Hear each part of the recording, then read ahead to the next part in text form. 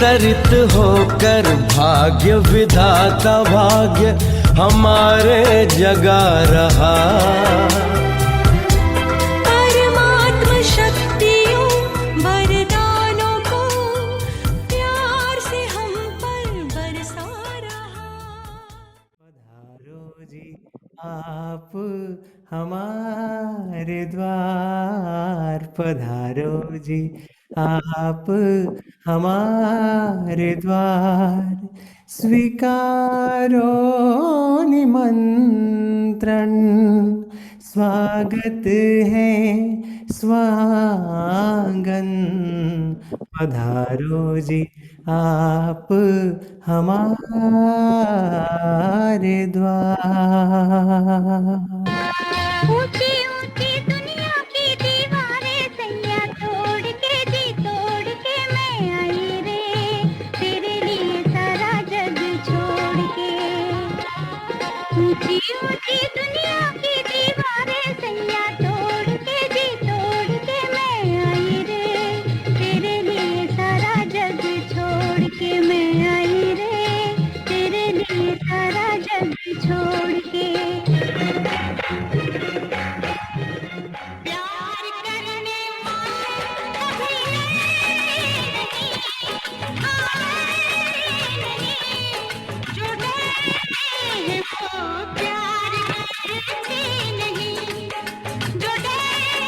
हैं वो प्यार करते नहीं। प्यार करने वाले कभी डरते नहीं, डरते नहीं, जो डरते हो प्यार करते नहीं, जो डरते हो प्यार करते नहीं, प्यार करने वाले कभी। ओम शांति।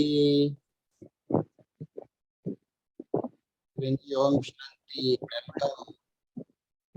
बहुत बहुत स्वागत करते हैं हम आपका बड़ौदा की इस बगिया में। आज तो हम आपका अनुभव सुनने जा रहे हैं और प्यारे साथियों गीत भी आपने सुना ना कि ऊंची ऊंची दुनिया की दीवारें सैया में छोड़ के तोड़ के जो भी बोलो वो आई, लेकिन प्यार करने वाले कभी डरते नहीं और जो डरते हैं वो कहते हैं प्यार करते नहीं। तो आज बहुत सुंदर सी दास्तान अनुभव की हम सुनने जा रहे हैं कि कैसे ऊंची ऊंची जो दुनिया की कातलाना दीवारें हैं वो दीवारों को कैसे तोड़ा है, छोड़ा है और कैसे प्यार के बंधन में खींचे परमात्मा के पास चले आए। वो सुंदर सी दास्तान सुनने का सुनहरा अवसर हमारे पास है, तो हम बहुत आपका पुनः पुनः स्वागत करते हैं। तो दीदी जी आप शुरू करें। शांति। शांति। सभी भाई बहनों का मैं रजौरी गार्डन फुलवारी की ओर से शक्ति बहन, जयंत भाई और चंपा बहन, मनीष भाई, आप सभी का धन्यवाद करती हूँ। आपने मुझे यह अवसर दिया है अनुभव सुनाने का। मैं एक राणा परिवार में सहारनपुर में पैदा हुई। बहुत ही आध्यात्मिक परिवार था। उस परिवार में हमारी ग्रैंड मदर बहुत भक्ति करते थे, श्री कृष्ण की भक्ति इतनी करते थे, हमने अनुभव किया कि उनकी भक्ति में शक्ति थी। ऐसी उनकी भक्ति में शक्ति थी कि हम छोटे से बचपन में बीमार भी होते थे, कभी भी डॉक्टर के पास नहीं जाते थे। वो अपने दिल से ऐसी मानते थे जिससे हम ठीक हो जाते थे। तो बहुत ही अच्छा परिवार, आध्यात्मिक परिवार, ज्वाइंट फैमिली थी। मेरे मामा जी दिल्ली में, मेहरौली में मम्मा बाबा की पालना में पल रहे थे और बहुत ही सहारनपुर में ही रहती थी। हमारे मामा जी की इच्छा थी कि मेरी बहन की लड़की कोई ब्रह्मा कुमारी बने। मेरा कोई लक्ष्य नहीं था ब्रह्मा कुमारी बनने का। तो मैं मात्र 11 साल की थी, तब मेरे मामा जी मुझे दिल्ली ले आए और दिल्ली में मेहरौली में जो सेंटर था वहां पर हमारी बिमला बहन, सावित्री बहन, एक और शांता बहन, 3-4 बहनें रहती थी। उससे पहले भी हम लोग जब छुट्टियां पड़ती थी स्कूल की, तो मामा जी के पास ही आते थे, दिल्ली में छुट्टियां बिताते थे। तब साकार बाबा भी थे, मामा भी थे, लेकिन हम लोग इतना इंटरेस्ट नहीं रखते थे। हम बस ऐसे सेंटर पर जाते थे और आ जाते थे। लेकिन जब मामा जी ने मुझे दिल्ली में बुलाया और यहाँ पर उन्होंने ये चाहा कि मैं ब्रह्मा कुमारी बनूं, तो मैं भी सेंटर पर जाने लगी। और सेंटर पर ऐसे ही जाते थे जैसे बच्चे जाते हैं, इतना इंटरेस्ट नहीं था। लेकिन धीरे धीरे जब बहनें बहुत प्यार करती थी, स्नेह देती थी, और बैठ कर के मैंने देखा कि वो बच्चों को बिठा करके योग सिखाती थी और ये भी कहती थी 10 मिनट 15 मिनट योग में बैठ करके फिर वापस घर जाना है। तो ये सिलसिला चलता रहा। तो ऐसा समय आया कि मुझे इंटरेस्ट बैठने लगा, तो मैंने सुबह की क्लास शुरू की। और सुबह की क्लास में जब मैं जाती थी तो मुझे दीदी ने अवसर दिया कि आप सामने बैठ करके योग कराया करो। मैंने योग कराना शुरू किया तो उन्होंने देखा इसका कुछ इंटरेस्ट बनता जा रहा है शिव बाबा की ओर। तो ये जो सच्ची मन की शांति छोटी छोटी बुक्स हैं हमारी, 5 विकारों पर विजय, परमात्मा का परिचय, आदि आदि, तो मुझे एक किताब उन्होंने दे दी थी और ये कहा था ये तुम पढ़ करके आएंगी और जब तुम योग कराओगी तो योग के बाद तुमको 5 मिनट कुछ ना कुछ बोलना है। तो ऐसे में योग के बाद 5 मिनट किसी भी टॉपिक पर बोलती थी और सप्ताह के बाद संडे को उसका विमला दीदी जी मुझे प्राइज देती थी, तो मैं हमेशा प्राइज जीतती थी। ऐसे करते करते 2 महीने हुए, 69 में बाबा अव्यक्त हुए थे 18 जनवरी को। तो ये 18 दिन तक मैंने, जब बाबा अव्यक्त हुए, रोज सब सेंटर्स पर भोग लगता था और उस भोग को मेरे मामा जी घर लेके जाते थे, हम भोग खाते थे। भोग भी इतना इतना नहीं होता था, अच्छा खासा सारा भोग होता था और वो भोग हम खाते थे। तो इस तरह से जब समय बीतता गया, सिर्फ 2 मास मुझे ज्ञान में चलते हुए थे और मेरे मामा जी मुझे माउंट आबू ले गए। मैं मधुबन गई। देखते ही वहां पर ऐसा महसूस हुआ कि मैं यहाँ पहली बार नहीं मगर अनेकों बार आई हूँ। तो क्योंकि मेरे मामा जी एक अनन्य बाबा के बच्चे थे, वरिष्ठ भाई थे, तो बड़ी दीदी जी और दादी जी उनको बहुत प्यार करती थी। उनको मालूम पड़ा कि महिपाल जी अपनी कोई कन्या को, बहन की लड़की को लाए हैं, तो बड़ी दीदी जी ने मेरे से मिलना चाहा और मुझे बुलाया गया और मैं बड़ी दीदी जी के पास गई। और जाकर के जब दीदी जी और दादी जी से मैं मिली तो बहुत ही प्यार भरी दृष्टि दादी जी मुझे देती रही, दीदी जी मुझे देती रही। तो अचानक दीदी जी कहने लगे कि तुम्हारा नाम क्या है? तो मैं नाम ना बता करके नीचे ऐसे गर्दन मैंने झुका ली। 2-3 बार बड़ी दीदी जी ने पूछा लेकिन मैंने कोई जवाब नहीं दिया। तो हमारी लच्छू बहन थी, बड़ी दीदी जी के पास ही बैठे हुए थे। तो बड़ी दीदी जी ने कहा कि ये तो नाम भी नहीं बता रही है, तो इसका नाम बदली कर देते हैं। जो हम नाम देंगे इसको, वही ये नाम से इसको पुकारा जाएगा, शायद तब ये बोलेगी। तो बड़ी दीदी जी ने मुझे एक ही दिन में, मेरा सौभाग्य था, नाम दिया शक्ति। मुझे बेहद खुशी हुई और जब इतनी खुशी मुझे हुई और मैंने ऐसे ऊपर गर्दन करके देखा तो दीदी जी ने कहा आज आपका भोजन हमारे साथ है। तो ये सुनकर तो मुझे और भी बेहद खुशी हुई। तो मैंने ऐसे किया और फिर दीदी जी ने कहा जाओ अभी बाहर खेल लो। मैं बाहर आ गई। मेरी खुशी का ठिकाना नहीं था। मेरे मामा जी बाहर थे और वो देख रहे थे कब शक्ति आती है और उससे मैं मिलता हूँ। तो जैसे ही मैं बाहर आई, मामा जी को कहा कि अरे मैं तो बहुत सौभाग्यशाली हूँ, पद्मा पदम भाग्यशाली हूँ। तो कहा क्यों, कैसे? तो मैंने कहा ऐसे ऐसे, बड़ी दीदी जी ने तो मेरा नाम ही चेंज कर दिया। तो कहा क्या नाम रखा है? तो मैंने कहा मेरा नाम उन्होंने शक्ति रखा। तो कहा वाह, आप तो बहुत अच्छे हो, इतना सुंदर नाम आपका दीदी जी ने रखा, तो लेकिन इस नाम को आपको सार्थक करना होगा। तो मैंने कहा जी भाई जी, मैं मामा जी को भाई जी कहती थी। तो दोपहर हुआ, दीदी जी के पास भोजन पर गए, भोजन किया। दादी जी थे, ईशु दीदी दादी जी थे, 3-4 जने ही उस टाइम में छोटा सा दीदी जी के कमरे के पास पांडव भवन में कमरा है, उसी में भोजन खाते थे। दीदी, दादी, ईशु दादी जी, लच्छू बहन खिलाते थे और मैंने वो भोजन स्वीकार किया। अंदर ही अंदर मुझे बेहद खुशी हो रही थी कि वाह, क्या मुझे सौभाग्य प्राप्त हुआ जो पहले ही दिन दीदी दादियों के साथ भोजन किया। भोजन प्राप्त करके वापिस आए, फिर मैं बाबा के कमरे में चली गई, वहां पर बैठी रही, बाबा से रूरहियान करती रही, कुछ अपने मन की बातें करती रही और मालूम पड़ा कि आज ही बाप दादा को आना है। उस टाइम में बाप दादा अपने ही कमरे में, जो बाबा का आज कमरा है, गद्दी बनी हुई है, सभी जानते हैं, वहां पर बाबा आते थे, अव्यक्त बाप दादा।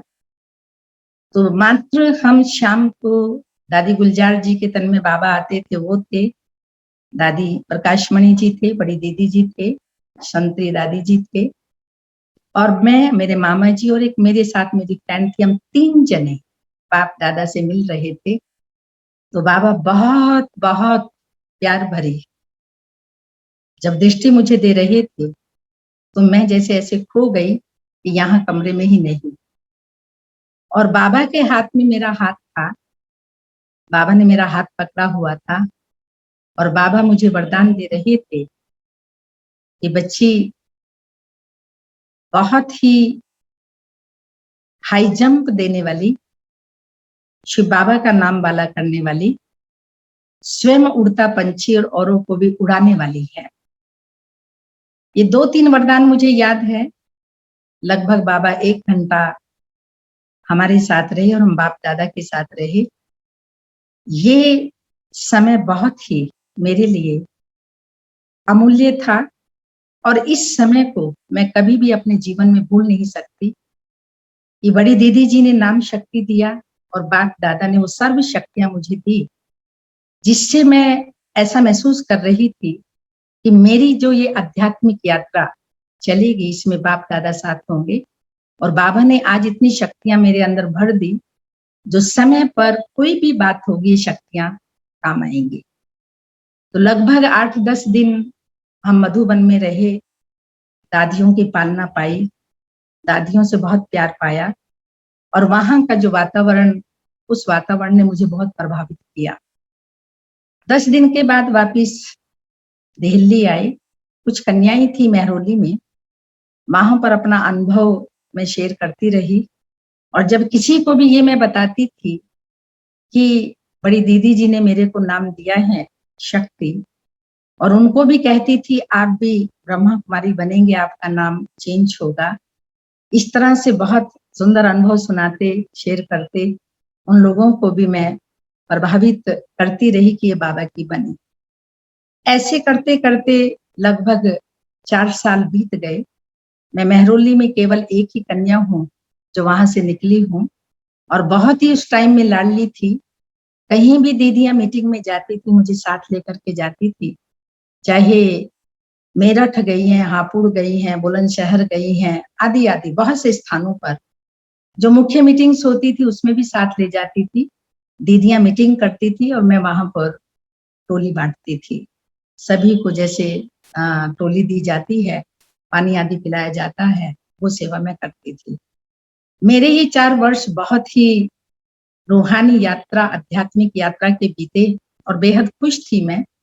अचानक चलते चलते एक बहुत बड़ी परिस्थिति आई और वो परिस्थिति थी फादर की ओर से।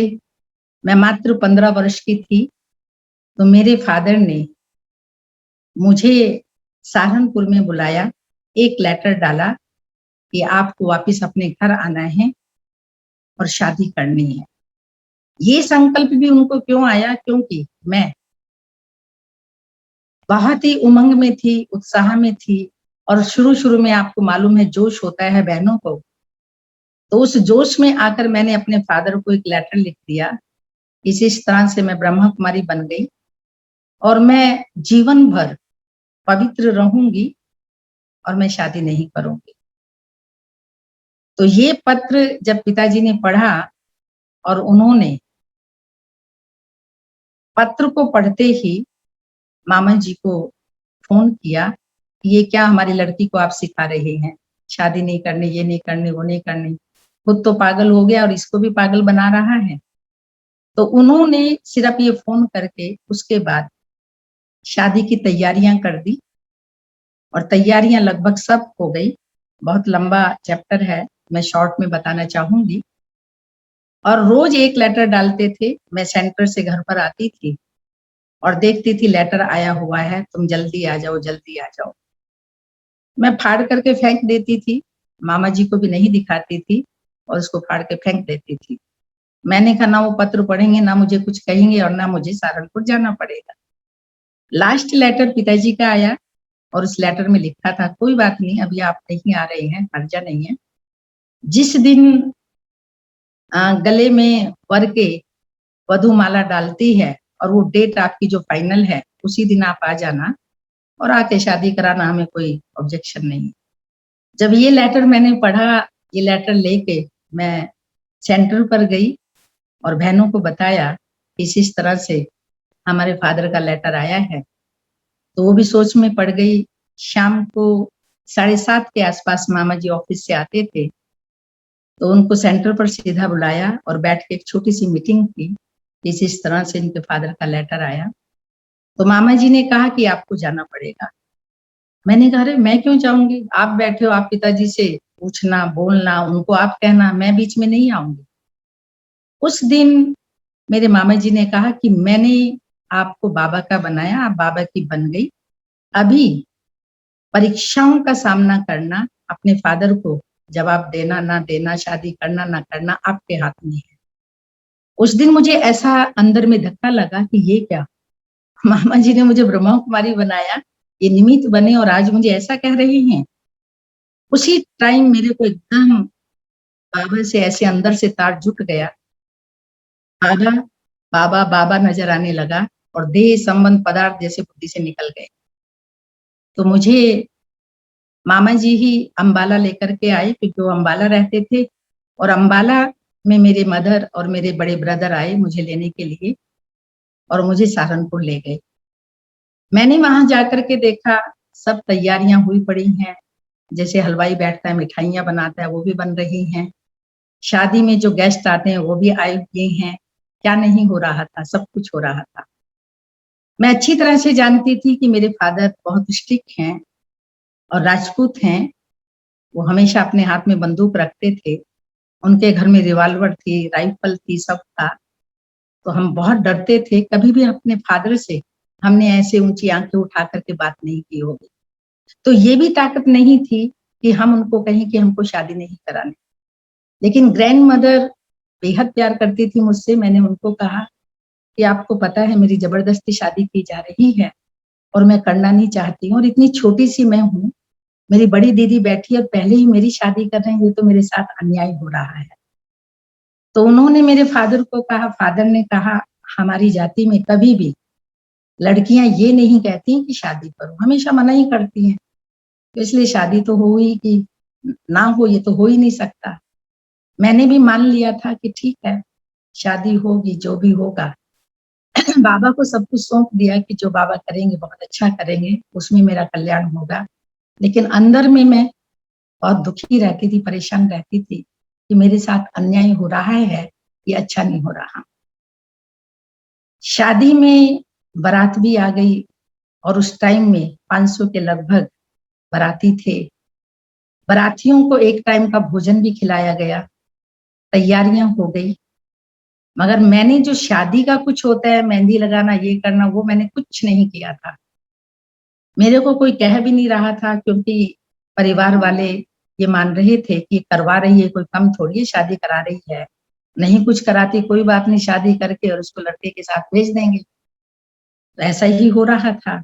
अचानक मैं बाबा की याद में बैठी थी, करीब शाम को 5 बजे होंगे, 2 घंटे रह रहे थे वो जयमाला डालने के।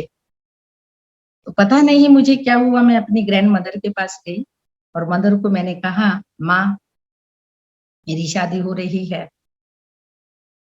कहती है हाँ हो रही है, तो मुझे क्या कहने आई? मैंने कहा कुछ नहीं कहने आई। होगी, होके रहेगी, मैं रोक नहीं सकती क्योंकि मेरे अंदर ताकत ही नहीं है। मगर इस शादी के बाद क्या होगा मुझे नहीं पता। तो कहा क्या होगा? मैंने कहा मुझे नहीं पता। कहा क्या भाग जाएगी? मैंने कहा भागती तो पहले से भाग जाती, आपको बताती नहीं। कहा मर जाएगी? मैंने कहा मरती तो मर भी सेकंड में जाती, आपको बताती नहीं। कहा तो फिर क्या करोगी? मैंने कहा माँ मुझे भी नहीं पता मैं क्या करूँ। तो हमारी ग्रैंड मदर को अंदर कुछ होने लगा। उन्होंने हमारे फादर को बुलाया और फादर को कहा ऐसे ऐसे आपकी बेटी बोल रही है। तो उसने भी यही शब्द बोले जो माँ ने बोले थे। उसको भी अंदर में लगा कि ठीक नहीं है, ये ऐसे बोल रही है, कुछ अंदर होने लगा। तो वो उस लड़के के पास उसके जो हमारे होने वाले ससुर थे उसके पास गए, उसके जाकर के ये बात कही कि ऐसे ऐसे लड़की बोल रही है और अगर कल कुछ भी होता है मैं जिम्मेवार नहीं हूँ, हम अपनी लड़की की जबरदस्ती शादी कर रहे हैं, आप जिम्मेवार हैं। क्योंकि वो लोग भी उनको बहुत कहा ये शादी नहीं हम करते हैं और ये लड़की दूसरी लड़की के साथ कर देंगे शादी, वो नहीं मान रहे थे। मेरी बचपन में ही मैं 1 दिन की थी, मेरी एंगेजमेंट हो गई थी। उसका भी बहुत बड़ा रीजन रहा है, वो बहुत लंबा है। तो उसको भी ऐसे अंदर में कुछ होने लगा। फिर पंचायत बिठाई गई, पंचायत को बोला गया कि ऐसे ऐसे लड़की कह रही है शादी तो कराएगी, लेकिन कल क्या होता है कुछ ऐसे बोल रही है, उसकी जिम्मेदारी वो नहीं लेती। लड़के को कहा, लड़का भी नहीं मान रहा था, उसने कहा शादी करनी तो इसी लड़की से करनी। तो जब पंचायत बिठाई थी उन्होंने कहा कि लड़की से पूछो कि अगर तुम्हारी शादी ना करें और अभी तो सारी बारात खड़ी है तो अभी क्या किया जाए, इसका अल्टरनेटिव क्या है? तो मैंने कहा वो मुझे पता है। कहा क्या है? तो मैंने कहा मेरी बहन है बड़ी, वो बैठी है, वो शादी कर लेगी, अगर वो कर लेती तो मुझे क्यों फंसा रहे हो? तो कहा वो कैसे कर लेगी? तो मैंने कहा उसको मनाना मेरा काम है, मैं मना लेती हूँ। मैं अपनी बहन के पास गई और मैंने उनको कहा, बहन, राज उनका नाम है, कि देखो मेरी जीवन का सवाल है और फादर की इज्जत का सवाल है, आप बताइए आप शादी करेंगे या नहीं? मैं तो करूंगी, क्यों नहीं करूंगी, तुम्हारी की तरह थोड़ी तमाशा मैं करूंगी, मुझे तो शादी करनी है। तो मैंने कहा फिर अगर शादी आपको करनी है, मुझे तो नहीं करनी, ऐसा मेरा लक्ष्य है, मगर मेरे फादर मेरी शादी जबरदस्ती कर रहे हैं। अगर आप मुझसे प्यार करती हैं तो फादर से भी प्यार करती हैं, उनकी इज्जत का सवाल, मेरे जीवन का सवाल, तो आप कर लीजिए। तो थोड़ी देर तो वो बहुत इरिटेट हुई और मुझे कई बातें बुरी भली भी कही, लेकिन मैं शांति से सुनती रही। पता नहीं बाबा ही जाने क्या हुआ, जादूगर बाबा है, उन्होंने जादू किया क्या किया। तो उसने कहा ठीक है मैं कर लेती हूँ। तो मैं खुशी खुशी से अपने मदर के पास, ग्रैंड मदर के पास गई और कहा कि ऐसे राज शादी कर रही है तो उसकी कर दो। कहते ऐसे थोड़ी वो मान जाएगी। मैंने कहा भाई मान गई, आप जाके पूछ लीजिए। खैर उससे बातचीत की, उसने यस किया। तो मैं तो उस टाइम छूट गई। जादूगर बाबा ने, वाकई में लोग कहते हैं जादूगर है शिव बाबा, प्रैक्टिकल उन्होंने अनुभव किया या नहीं, पर मैंने छोटी सी आयु में ये अनुभव किया कि कैसे बाबा ने इतने सारे बारातियों को इतना सारा तामझाम और मुझे छुड़ा करके और उस बहन को वहां पर शादी के लिए तैयार किया और उसकी शादी हो गई। अभी उसकी डोली जा रही थी तो मैंने सोचा मामा जी आए हुए भात वात भरने आते हैं, तो मैं छूट तो गई, मामा जी के साथ दिल्ली चली जाऊंगी और ये मुझे ले जाएंगे। तो हमारे में क्या होता है, जब शादी होती है डोली जाती है, फायरिंग करते हैं बंदूक से। तो बंदूक लेकर के बाहर पिताजी निकल रहे थे, तो मैंने कहा अच्छा चांस है, पिताजी को बोलती हूँ कि मैं दिल्ली चली जाऊंगी और आप ठीक है, निश्चिंत हो गए, शादी उसकी हो गई। तो जैसे ही मैंने फादर को कहा ऐसे ऐसे मैं मामा जी के साथ जाना चाहती हूँ, अभी छुट्टी ले लेती हूँ, आप फिर बिजी हो जाएंगे। तो उनको इतना गुस्सा आया और मेरे ऊपर बंदूक तान दी, कहा सीधा तुझे परम धाम भेजता हूँ। मैं तो बेहोश हो गई। याद आया उस टाइम में पहले तो कि ब्रह्मा बाबा को कैसे गोली मारने के लिए आए और उनको साक्षात्कार हो गया गुरु नानक साहब जी का। बाबा के अंदर इतनी शक्ति थी लेकिन मैं इतनी कमजोर थी, जो बेहोश हो गई और 6-7 घंटे बेहोश रही और मैं मामा जी के साथ नहीं आ सकी। डोली चली गई, सब कुछ हो गया। मैं वहां रहने लगी, लेकिन मेरे फादर ने धीरे धीरे मेरी मुरली जो दिल्ली से जाती थी वो बंद कर दी। कोई भी कागज ज्ञान का वो सब मेरे को पढ़ना बंद कर दिया, परिवार से मिलना बंद कर दिया। तो मैंने एक संकल्प लिया कि इनको रहम आएगा, मुझे दिल्ली भेजेंगे, मैं भोजन नहीं खाती।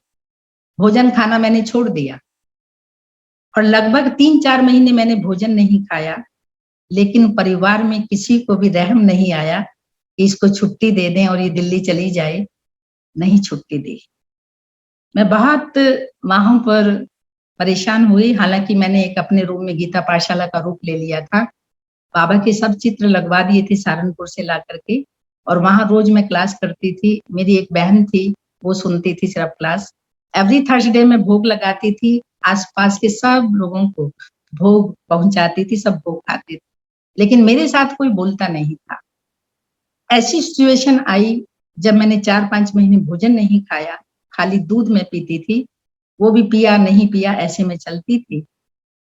एक दिन संकल्प आया कि मैं अपनी जीवन लीला समाप्त कर लूं। ऐसे जीने से क्या फायदा, जब किसी को रहम भी नहीं आता, मुरली भी मेरे साथ नहीं है बाबा की, वो भी मैं नहीं पढ़ पाती हूँ, और कुछ भी ज्ञान का एक अक्षर भी मेरे पास नहीं है, तो ऐसे जीवन से क्या फायदा। मैंने प्लान बना लिया और प्लान बना के रात्रि 10 बजे मैं निकल गई। एक हमारे वहां सहारनपुर में बहुत बड़ी नहर है, उस नहर पर मरने के लिए जा रही थी।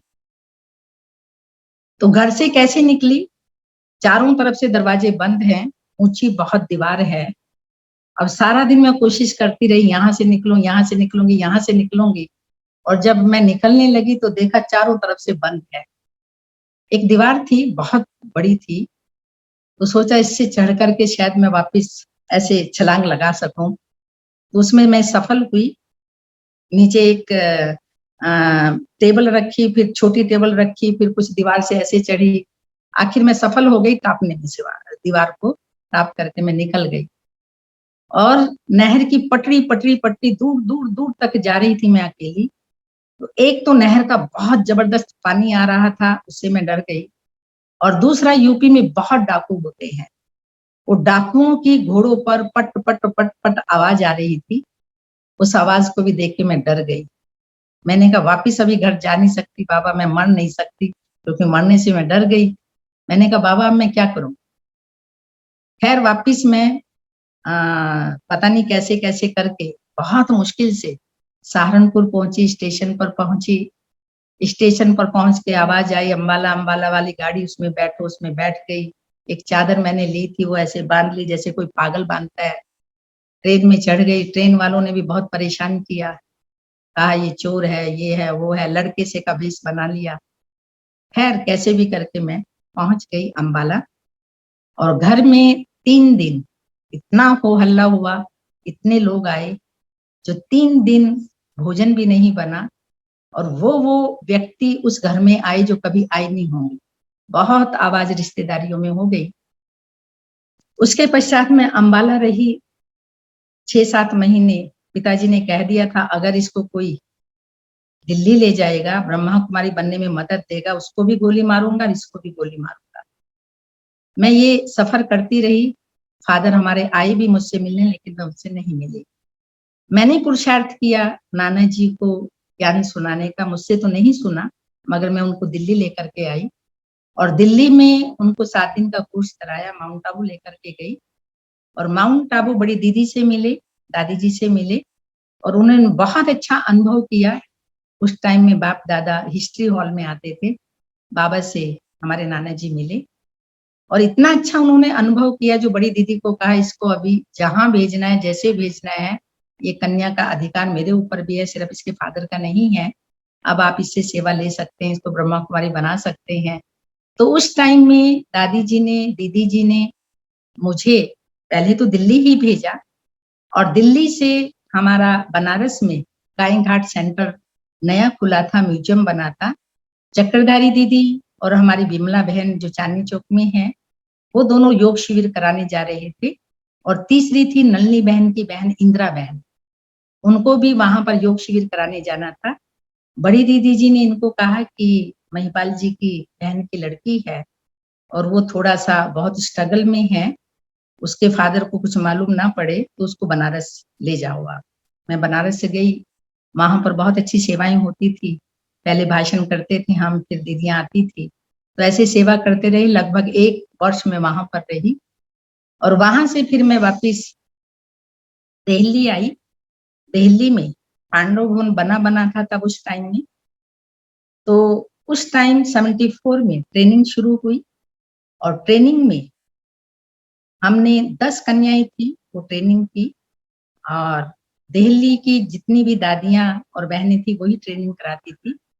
रुक्मणी दादी जी ट्रेनिंग कराते थे, उसमें क्लास उनकी होती थी यज्ञ रक्षक कैसे बने। तो वो क्लास कराने के लिए पांडव भवन में आए थे और एक छुई मुई का पेड़ लेकर के, वो पौधा सा लेकर के गए थे। तो वो पौधा उन्होंने टेबल पे रखा और मैं देख रही थी, दादी जी दृष्टि बहुत प्यार भरी रूहानी दृष्टि मुझे देती जा रही थी, लगातार देती जा रही थी। तो मुझे लगा पता नहीं दादी जी मुझे ही क्यों दृष्टि दे रहे हैं। कई क्वेश्चन पूछे, मुझसे ही पूछे, जवाब दिया, कैसे यज्ञ रक्षक बनते हैं, उसमें और भी कई क्वेश्चन थे। तो लकली मैंने उनके आंसर ठीक दिए। तो दादी जी ने क्लास में ही कहा कि तुम रजौरी चलोगी।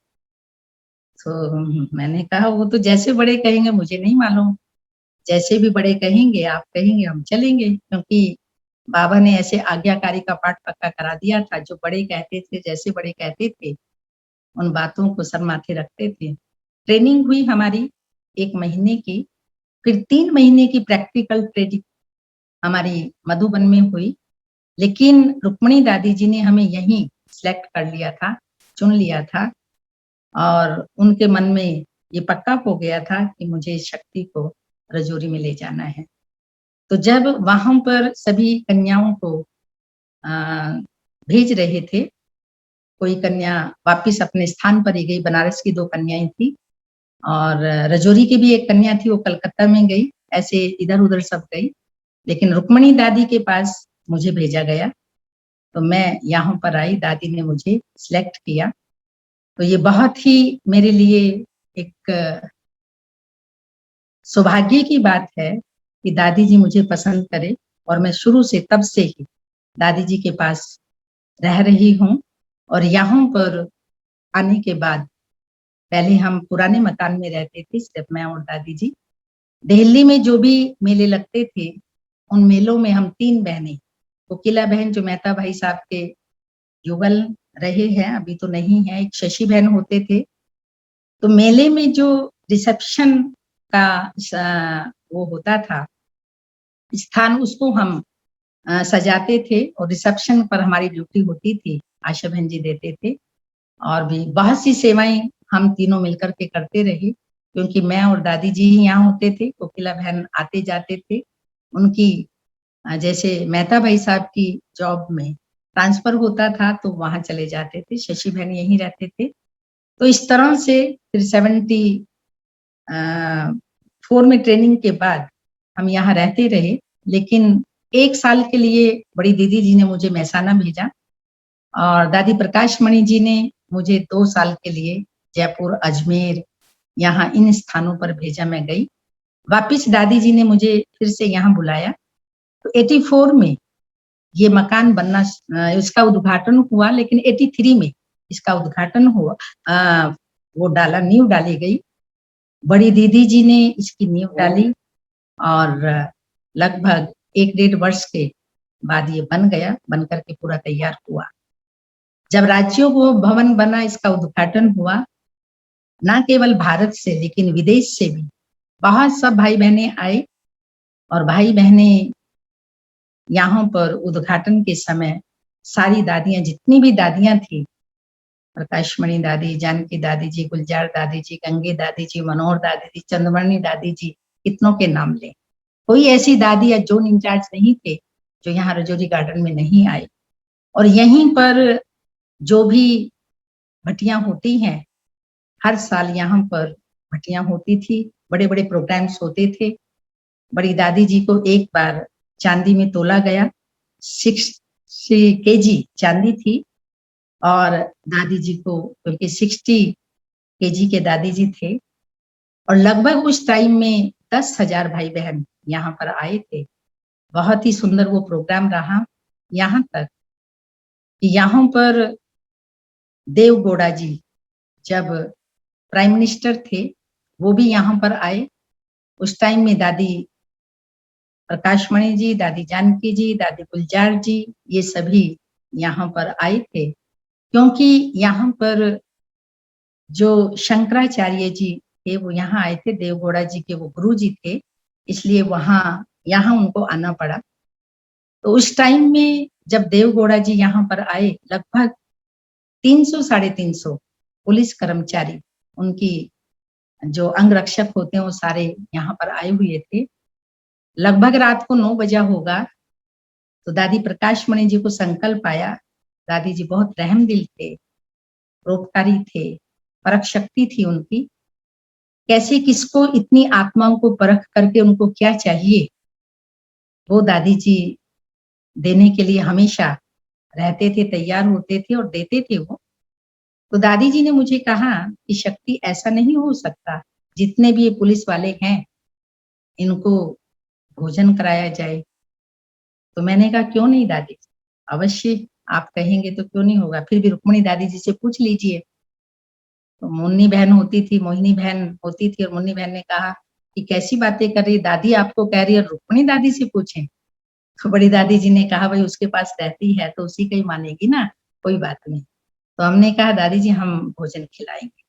तो उस टाइम में भंडारे में दादी इतनी मतलब कर्म योगी कहीं उनको, और कैसे कन्याओं को आगे बढ़ाना है, उनके हाथ में हाथ लेकर के और देकर के उसी टाइम किचन में गए। दादी प्रकाशमणि जी, दादी गुलजार जी, मुन्नी बहन, मोहिनी बहन, हम सब इकट्ठे बैठ करके भोजन बनाने लगे, और 1 घंटे में हमने भोजन बनाया। और जितने भी सारे पुलिस कर्मी थे उन्होंने भोजन खाया, जितने भी यहाँ अचार रखे थे, सब कुछ रखा था, सब उन्होंने खत्म किया, क्योंकि वो सुबह के भूखे थे। उन्होंने कहा कि यहाँ पर आपके यहाँ कौन ऐसा व्यक्ति है जिसको ये संकल्प आया कि हमें भोजन खिलाया जाए। तो उन्हें बताया कि हमारी दादी प्रकाशमणि जी हैं, उन्हें संकल्प आया। तो उन्होंने कहा कि दिल से कैसे हम उनका धन्यवाद करें, शुक्रिया करें। दुआएं निकल रही हैं दिल से कि हम 3:30 बजे अपने घर से निकले हैं और हमने सुबह से भोजन, चाय आदि, क्योंकि हमारा उस टाइम में तालकटोरा स्टेडियम में बहुत बड़ा प्रोग्राम था, तो उस प्रोग्राम में दादी जी आए हुए थे। तो वहां से सीधा वो पुलिस यहाँ देवगौड़ा जी से पहले ही सारा उनको रेख देख करनी होती है, उनके जो डॉगी होते हैं, ये होते हैं, सब आ गए थे। तो इतनी दुआएं उन्होंने दी। तो दादी जी हमारी इतनी सबके लिए कैसे ध्यान रखती थी, ये हमने देखा दादी जी के जब साथ हम रहे। और अक्सर दादी जी और जानकी दादी जी अपने आप ही यहाँ पर आते थे, अचानक आते थे। कितनी बार दादियां यहाँ आई हैं, ओआरसी से पहले सारे प्रोग्राम यहाँ पर ही होते थे, और यहाँ सारे सक्सेस प्रोग्राम हुए हैं।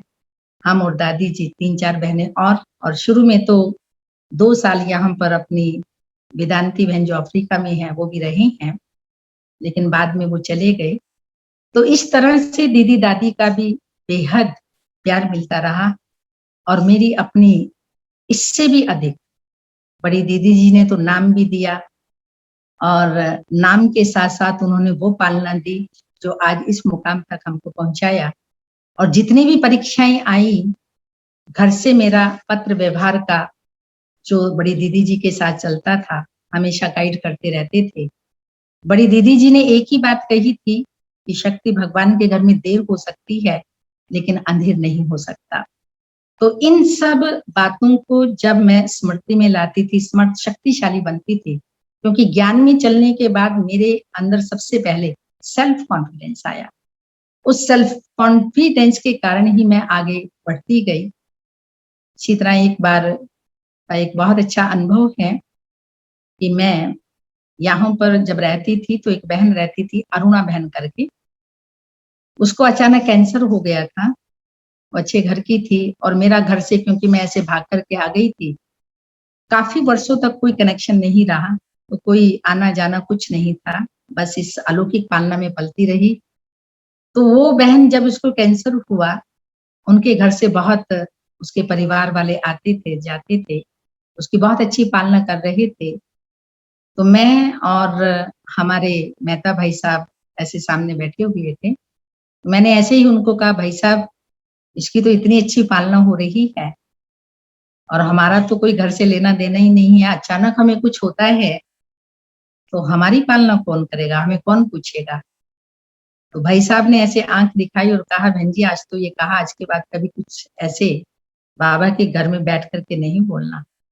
खैर हम उस टाइम शांत हो गए, चुप हो गए।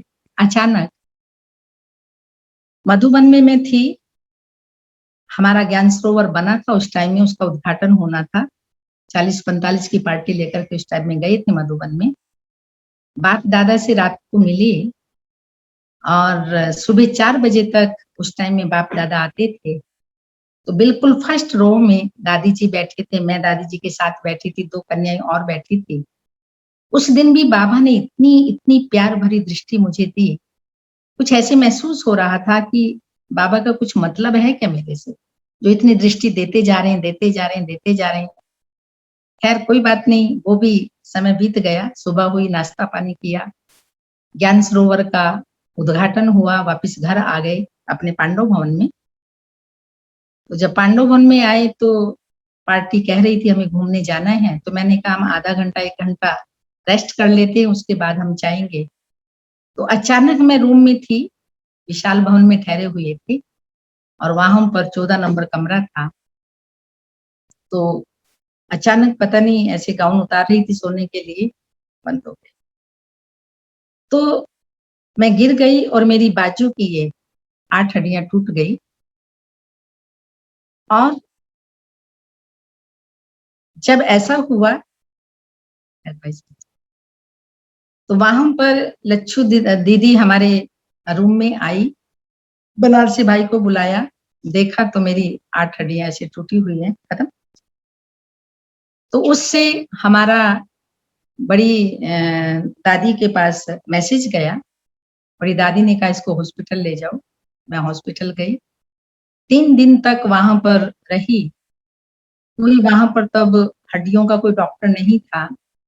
3 दिन के बाद वापिस दिल्ली ही आने का रहा, लेकिन मैंने देखा बड़ी दादी, गुलजार दादी और उस टाइम में और दादियां, वरिष्ठ भाई सब मुझे हॉस्पिटल मिलने के लिए आए।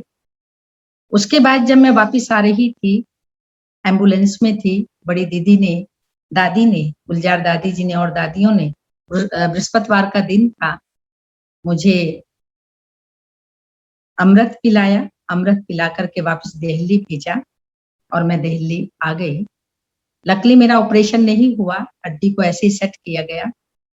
तो मैंने देखा रोज दिल्ली में जब मैं आ गई, अपनी दादी प्रकाशमणि जी, गुलजार दादी जी, जो भी दादियां मेरे नियरेस्ट थी, सब मुझे फोन करके पूछा करते थे और बहुत ही अच्छी मेरी पालना हो रही थी।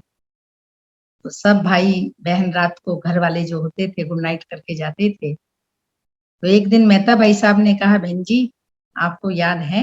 मैंने कहा क्या? कहा याद करो वो दिन, आपने कभी कुछ बोला था। मैंने कहा क्या भाई साहब? मुझे याद नहीं था, भाई साहब ने मुझे याद दिलाया कि आपने ये शब्द कहे थे, हमारी कौन पालना करेगा। देखिए आपको रोज मधुबन से फोन आता है, दादियां पूछती हैं और राजकुमारियों से भी बढ़कर के आपकी पालना हो रही है। तो आप बाबा के ऊपर संशय ला रहे थे। तब मैंने कहा हाँ, बाबा मुझे इतनी अच्छी पालना दे रहा है। तो ये भी मेरा विशेष अनुभव था, जो दादियां ऐसे समय पर इतनी अच्छी मेरी परवरिश कर रही हैं, ज्ञान योग से भी वैसे भी। तो इस पालना में पलती रही। इसी बीच में मुझे याद आता है, यहाँ पर मीटिंग शादी होती थी। मीटिंग एक दिन हुई क्योंकि हमारी गोल्डन जुबली होनी थी उस टाइम में। तो मीटिंग पूरी हो गई और सब वापस चले गए। रात्रि को मुझे जब बहनें गुड नाइट करने आई तो मैंने ऐसे ही पूछा बहनों से, मैंने कहा भाई साहब भी आए थे क्या, जगदीश भाई साहब? तो मेहता भाई साहब ने कहा हाँ आए थे। तो मैंने कहा चले गए? कहते हैं हाँ। मैंने कहा अरे भाई साहब मुझे पूछने भी नहीं आए कमरे में। कहा हाँ ये तो अच्छा नहीं है, भाई साहब ने पूछा नहीं। तो मुझे काफी फील हुआ। मेहता भाई साहब ने उनको फोन किया होगा, बताया भाई ऐसे ऐसे बहन जी आपको पूछ रही थी। तो भाई साहब ने कहा हाँ मैं भी सोच रहा था कोई काम है जो मैं भूल रहा हूँ, और बार बार मैं याद कर रहा था लेकिन मुझे याद ही नहीं आ रहा था। बहनों ने भी मुझे कुछ नहीं कहा, शायद बिजी होंगी अपने कारोबार में। तो भाई साहब अगले दिन 7 बजे क्लास से पहले ही मेरे पास आए मुझे देखने के लिए। और जब भाई साहब आए और मुझसे मिल रहे थे, रुक्मणी दादी को भाई साहब ने कहा, रुक्मणी दादी शक्ति को मैं शक्ति नगर ले जाता हूँ, कुछ दिनों के लिए ये अपने महाशक्ति नगर में रहेगी। तो भाई साहब ने मुझे कहा आप चलेंगे ना? मैंने कहा जी भाई साहब जैसे आप कहेंगे मैं वैसा करूँ। तो भाई साहब ने ये कहा और मुझे ऐसे अंदर में महसूस हुआ कि ऐसे तो अपने कोई सगे फादर या ब्रदर वो भी नहीं पूछते, और ये कैसे अलौकिक भाई हैं, निस्वार्थ प्यार प्रेम दे रहे हैं। तो ये भी मेरा एक अनुभव जगदीश भाई साहब के साथ रहा। ऐसे ही गुलजार दादी जी शुरू से मेरी फेवरेट दादी रही हैं। यज्ञ में बहुत सी ऐसी परिस्थितियां आई जिनको फेस करने में कभी कभी मैं असमर्थ होती थी। बहुत जीवन में ये पाठ पक्का करती थी, पास्ट इज पास्ट, बनी बनाई बन रही है, जो ड्रामा में है वही होगा। लेकिन फिर भी हम बाप के समान ऐसे अभी बने तो नहीं हैं, पुरुषार्थी हैं। दादी जी के पास जाते थे कॉटेज में, दादी जी की दृष्टि पाकर के मैं अपने को धन्य समझती थी। और कभी भी मेरे जीवन में कोई भी परिस्थिति आई, मैंने बड़ों को उस तरह से शिकायत के रूप में नहीं बताई, लेकिन दादियों को पता होता था। तो दादी जी एक ही बात कहते थे कि शक्ति सदा याद रखना कि खुशी खजाना है और खुशी खुराक है। सदा ये खाते रहना और खजाना अपने पास रखना। तो मैंने देखा दादी जी के इन शब्दों से, महावाक्यों से मैं अपने आप को दिन दुगनी रात चुगनी ऐसी तीव्र पुरुषार्थी महसूस करती थी कि दादी और बाप दादा सदा मेरे साथ है। और इसलिए कभी भी किसी भी परिस्थिति में मैंने हार नहीं खाई, आगे बढ़ती गई। इसी तरह से मैं देखती रही अपनी दादी रुक्मणी जी, उन्हों से मैंने बहुत कुछ सीखा। यज्ञ में किस तरह से यज्ञ रक्षक बनकर के यज्ञ की छोटी छोटी वस्तुओं को एक मोहर के बराबर संभालना है, देखना है, यज्ञ रक्षक बनना है। ये बातें सीखती हुई उनके अंग संग में रहती थी। कभी भी मेरे मन में ये संकल्प नहीं आया कि मैं इतनी पुरानी हो गई और मुझे किसी सेंटर पर इंचार्ज बनना है। हमेशा मेरे जीवन का लक्ष्य रहा कि बड़ों के अंग संग मुझे रहना है, और बड़े ही जिस रीति से चलाएं, जैसे चलाएं, मुझे चलना है। और मैं चलती रही। 50 वर्ष लगभग हो गए हैं। दादी जी को 1 वर्ष हुआ है, गए 2 वर्ष दादी जी ही इंचार्ज रही हैं।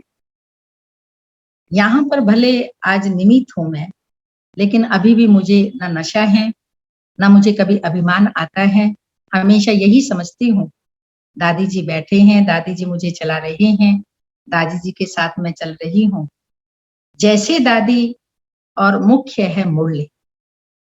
मुरली से जो मुझे श्रीमत मिलती है उसको मैं हमेशा बाबा की श्रीमत को साथ रखती हूँ। और मेरे जीवन का लक्ष्य हमेशा रहता है कि मैं ऐसे कर्म करूं जिन कर्मों से अन्य ब्राह्मण वत्सों को भी, औरों को भी सुख मिले।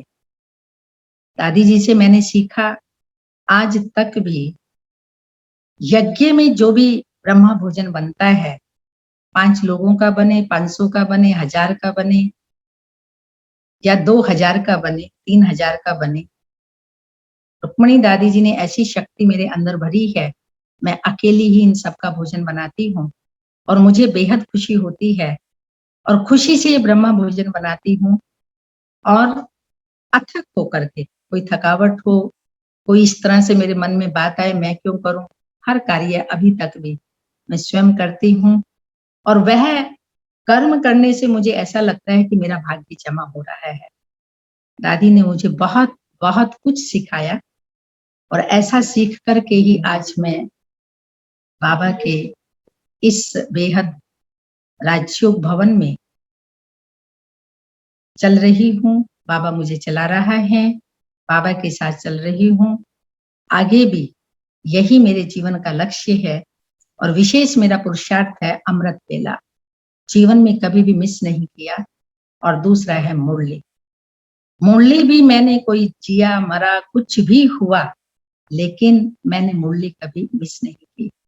मुरली मेरे लिए जिए दान है, मुरली मेरे लिए श्रीमत है, मुरली ही मुझे आगे चलाती है और चलाती रहेगी, ऐसा मेरा संकल्प है, जिससे ही मैं आगे बढ़ती जा रही हूँ।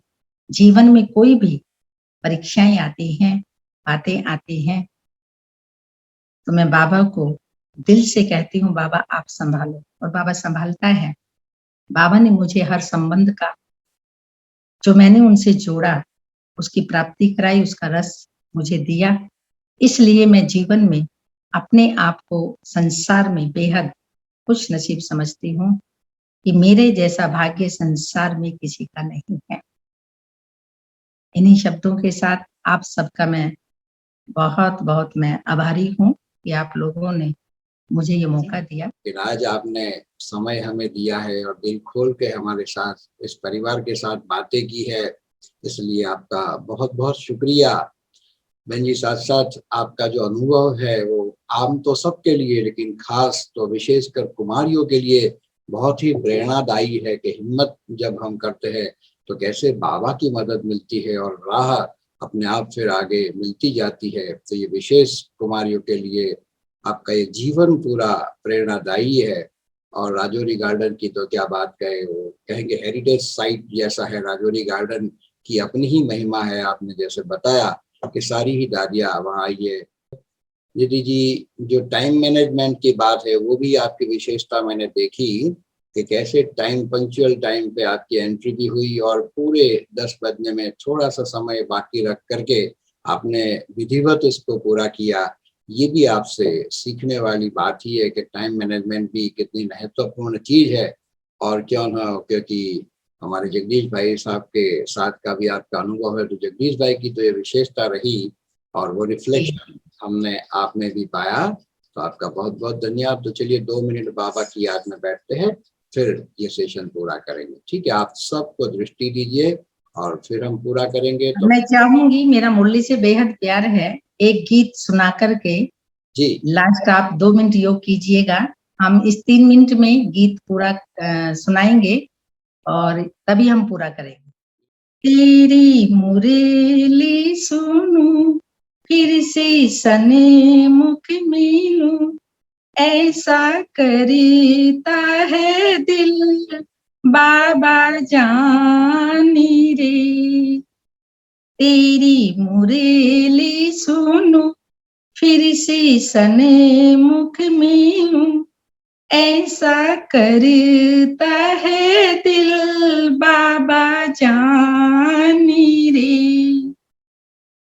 देकर ज्ञान रे योग श्रृंगारा, थाय जीव वो बाबुल प्यारा। देकर ज्ञान रे योग श्रृंगारा, थाय जीव वो बाबुल प्यारा। कितना करते थे प्यार, देते टोली बारी बार, कितना हमें को बनाया रे महानी रे। तेरी मुरली सुनूं, फिर से सने मुख मिलूं, ऐसा करता है दिल बाबा जानी रे। साकार नजरी न आई बाबुल प्यारा, सुना लगीता है मधुबनी सारा। साकार नजरी न आई बाबुल प्यारा, सुना लगीता है मधुबनी सारा। एक पल तू आजा, दिल की प्यास बुझा जा, तेरे बिन सुना है ये मेरा जहानी रे। एक पल तू आजा, दिल की प्यास बुझा जा, तेरे बिन सुना है ये मेरा जहानी रे। तेरी मुरेली सुनूं, किसी सने मुख मिलूं, ऐसा करता है दिल बाबा जानी रे। बन गई है वो अरस निवासी,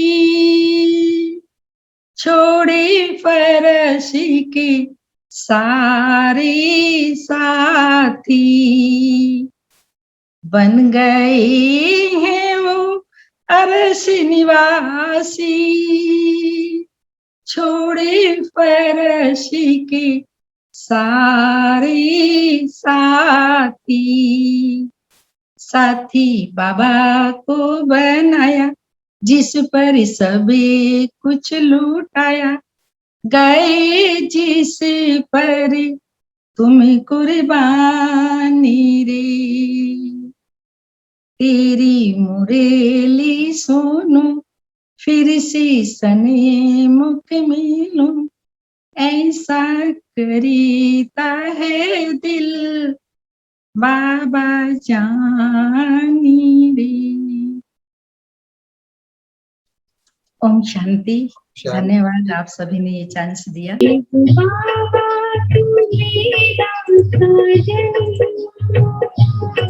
बाबा